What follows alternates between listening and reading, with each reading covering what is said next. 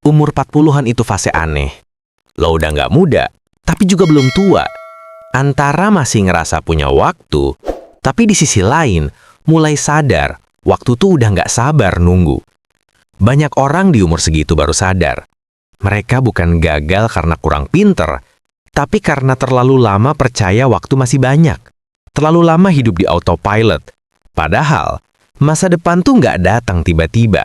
Dia dibangun pelan-pelan lewat keputusan kecil yang dulu lo anggap remeh. Gue pernah dengar satu kalimat yang nyangkut banget di kepala. Kebanyakan penyesalan finansial bukan karena kehilangan uang, tapi karena kehilangan waktu buat belajar cara mainnya. Jadi ya, di sini gue bakal ngomongin 5 penyesalan finansial yang sering bikin orang umur 40-an nyesek dalam diem. Yang kalau lo dengar sekarang, lo masih punya waktu buat ngindar. Dan yang pertama, ini agak nyakitin. Karena seringnya justru terjadi sama orang yang terlalu baik. Mereka terlalu sibuk nyenengin semua orang kecuali diri sendiri. Umur 20-an dan 30-an dihabisin buat nurutin ekspektasi. Orang tua, pasangan, lingkungan kerja, semua diatur biar kelihatan berhasil, biar nggak kelihatan aneh. Mereka kerja di kantor yang nggak disuka, beli rumah yang sebenarnya belum perlu, nikah karena umur, punya anak karena tekanan sosial. Ujungnya, mereka bangkrut bukan cuma di dompet, tapi juga di kepala. Ada riset dari Journal of Personality and Social Psychology yang bilang, orang yang punya kecenderungan tinggi buat people pleasing, cenderung punya tingkat stres finansial lebih tinggi di usia 40-an. Karena tiap keputusan uangnya bukan buat dirinya sendiri. Lo kerja keras tapi hasilnya nggak pernah benar-benar bikin tenang. Lo kaya tapi ngerasa kosong. Lo sukses tapi cuma di atas kertas. Dan anehnya, mereka sadar itu justru setelah semuanya terlambat. Setelah punya cicilan yang nggak kelar-kelar, setelah anak udah sekolah, setelah pasangan udah keburu capek, baru sadar, anjir, gue hidup bukan buat gue. Jadi kalau lo sekarang masih di fase hidup yang dipenuhi pembuktian, tanya hal simpel aja ke diri sendiri. Yang lo kejar ini, beneran dari hati, atau cuma buat diet orang lain? Kalau jawabannya bikin lo diem 5 detik, ya, lo udah tahu kan artinya apa? Karena penyesalan finansial terbesar itu bukan soal duit yang hilang, tapi tentang waktu yang lo buang buat ngejar hidup yang bukan punya lo. Teaser sedikit sebelum lanjut. Yang kedua ini sering banget terjadi di kalangan yang ngerasa masih muda kok. Padahal justru karena terlalu ngerasa muda, mereka nggak sadar udah kehilangan momentum yang paling mahal di hidupnya. Masalah kedua ini simpel tapi mematikan pelan-pelan. Mereka nggak mulai investasi waktu masih muda, karena ngerasa belum siap. Padahal, nggak ada satupun orang yang benar-benar siap. Gue sering lihat anak muda yang bilang, ntar deh investasi kalau gajinya udah gede. Atau, sekarang mah nikmatin dulu aja, nanti juga bisa nabung. Dan lucunya, nanti itu nggak pernah datang. Setiap naik gaji, naik juga gaya hidupnya. Ujung-ujungnya, umur 35 baru sadar. Uang yang seharusnya bisa tumbuh jadi aset, malah udah kebakar di kopi, gadget, atau liburan yang sekarang pun nggak diingat lagi. Yang lebih parah, banyak yang baru ngerti konsep compounding interest setelah semuanya telat. Lo tahu nggak? Kalau lo nabung cuma 1 juta per bulan dari umur 22 dan dapat return 10% per tahun, umur 40, lo bisa punya hampir 600 jutaan. Tapi kalau lo mulai umur 30, hasilnya cuma separohnya, walau nabung lebih banyak. Waktu itu literally uang. Psikolog keuangan nyebut fenomena ini sebagai present bias, kecenderungan otak manusia buat lebih mikirin kepuasan sekarang dibanding manfaat jangka panjang. Otak kita tuh nggak suka yang namanya nunggu. Makanya orang lebih milih beli barang diskon sekarang daripada nyimpen uangnya buat investasi jangka panjang. Dan sayangnya, sistem dunia modern tuh ngerti banget kelemahan itu. Iklan-iklan dibuat buat nyentuh sisi impulsif lo, bukan logika. Promo 11-11, pay later, cashback, semua didesain buat bikin lu ngerasa pinter. Padahal, pelan-pelan, lu dikuras. Lu ngerasa menang karena dapat diskon 20.000. Tapi rugi karena nggak pernah punya 20 juta yang tumbuh dari uang itu. Jadi kalau lu sekarang ngerasa belum waktunya buat mulai investasi, ingat aja, nggak ada yang namanya terlambat, tapi ada yang namanya terlambat nyadar. Dan ketika lu udah nyadar, biasanya harga waktunya udah nggak bisa dibeli lagi. Mungkin sekarang lu belum punya duit banyak, tapi yang lu punya lebih mahal. Waktu. Dan waktu itu, kalau lu sia-siain, nggak bisa balik kayak uang yang hilang. Jadi sebelum lu ngerasa masih muda, ingat, yang ngerasa masih muda di umur 25 itu, sering jadi orang yang panik di umur 40. Karena waktu nggak nunggu lu ngerti dulu baru jalan. Dia jalan terus. Dan lu masih mau nunggu nanti. Teaser dikit. Yang ketiga ini lebih licik. Karena penyesalan berikutnya bukan tentang uang yang lu buang, tapi tentang uang yang lu biarkan diam dan perlahan mati di tangan lu sendiri. Lu tahu nggak apa yang lebih nyakitin dari nggak punya uang? Punya uang tapi nggak tahu harus diapain. Dan itu kejadian banget di umur 40-an. Banyak orang yang kerja keras, nabung bertahun-tahun, tapi uangnya cuma ngendap di tabungan. Kayak mayat yang nggak pernah hidup. Mereka bangga bilang, gue orangnya hemat, gak suka spekulasi. Tapi mereka lupa, di dunia yang inflasinya jalan tiap detik, duit yang diam tuh artinya sekarat pelan-pelan. Harga beras naik, biaya hidup naik, pajak naik, tapi saldo lo tetap segitu. Bedanya cuma nilainya makin kecil, makin gak berarti.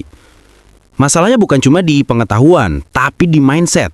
Banyak yang masih percaya kalau aman itu artinya gak ngapa-ngapain. Padahal dalam dunia finansial, yang gak ngapa-ngapain justru yang paling bahaya. Lu pikir lu lagi main aman, padahal lu lagi mundur pelan tanpa sadar. Psikolog perilaku nyebut ini loss aversion. Rasa takut kehilangan yang bikin otak manusia lebih milih gak dapat apa-apa, asal gak rugi. Otak lu lebih fokus ngindarin rasa sakit daripada nyari potensi untung. Makanya banyak orang nunda-nunda investasi, nunggu momen tepat. Tapi momen itu gak pernah datang. Karena lu nggak bakal pernah ngerasa aman 100%. Lucunya, yang dulu takut investasi, sekarang malah stres karena duitnya nggak cukup. Mereka lupa, risiko terbesar bukan di pasar, tapi di kepala sendiri. Ketika lu takut gagal, lu lupa kalau nggak ngelakuin apa-apa, juga bentuk kegagalan. Gue inget kata satu ekonom, duit yang lu diamkan, diam-diam juga ninggalin lu. Dan itu bener banget. Karena ekonomi itu kayak arus sungai. Kalau lu nggak ikut berenang, lu bukan diem, lu kebawa mundur. Kalau lu sekarang punya uang dan mikir, mending ditabung dulu aja deh. Ya boleh, tapi tabungan itu cuma halte, bukan tujuan akhir. Tujuan akhirnya tetap investasi, tetap muterin uang lu supaya hidup lu nggak stuck di situ-situ aja. Karena percaya deh, umur 40-an, nanti lu nggak bakal nyesel karena pernah gagal investasi. Tapi lu bakal nyesel karena nggak pernah coba. Dan ngomongin nyesel karena nggak coba, yang keempat ini bahkan lebih dalam lagi. Karena bukan soal duit atau tabungan, tapi tentang sesuatu yang nggak bisa diukur sama angka.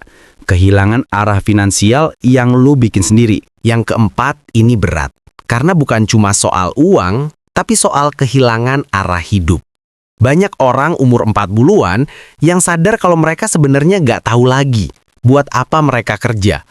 Dulu, semuanya kelihatan masuk akal. Kerja biar dapat uang, uang biar bisa beli sesuatu biar bahagia. Tapi makin lama, makin kosong. Karena ternyata lo bisa punya semua itu dan tetap ngerasa gak punya apa-apa. Masalahnya bukan di uangnya, tapi di tujuannya. Banyak orang gak punya financial vision. Mereka cuma ngejar angka, bukan makna. Ngejar gaji naik, tapi gak tahu buat apa. Ngejar investasi, tapi gak tahu ujungnya mau kemana. Lo sibuk banget ngejar sesuatu, tapi gak pernah berhenti buat nanya. Sebenarnya, gua mau hidup kayak gimana sih? Ada penelitian dari Harvard Business Review yang nemuin, karyawan yang punya sense of purpose yang jelas, punya tingkat kepuasan dan kestabilan finansial lebih tinggi. Kenapa? Karena mereka gak buang energi buat hal yang gak penting. Mereka tahu kapan harus ngeluarin, kapan harus nabung, kapan harus berhenti. Mereka hidup dengan arah, bukan sekadar reaksi. Tapi kebanyakan orang baru sadar setelah 15 tahun kerja, setelah burnout, setelah kehilangan waktu sama keluarga, setelah merasa ngapain gua selama ini. Mereka sadar selama ini mereka bukan bekerja untuk hidup, tapi hidup untuk bekerja. Dan yang lebih nyesek, mereka gak tahu cara keluar. Gua pernah dengar satu kalimat yang nyentuh banget. Lo bisa capek kerja tiap hari, tapi tetap miskin arah. Dan itu kenyataan. Lo bisa punya uang banyak, tapi kalau lo gak tahu mau dibawa kemana, lo bakal terus ngerasa kosong. Jadi, mulai sekarang coba pikirin hal simpel. Apa sih arti cukup buat lo? Apa definisi berhasil versi diri lo sendiri, bukan versi dunia? Karena kalau lo gak tahu kapan harus berhenti ngejar, lo bakal terus capek tanpa pernah puas.